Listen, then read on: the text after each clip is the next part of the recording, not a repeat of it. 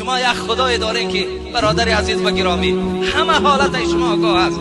شما در پیش همو دروغ میگید، شما در نزد همو خیانت میکنید، شما در نزد همو دروغ گفتن روا میبینید.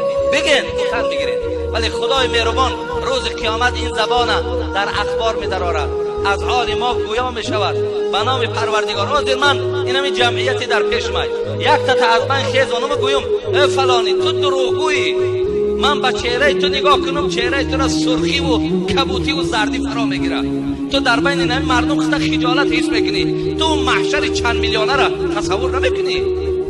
وقتی در بین این قدر محشر تو را میبردارن و فلانی ابن فلانی تو در حیات دروغگو بودی و سزای دروغگو این است گفته، اونجا شرمندگی را پیش چشم نداری.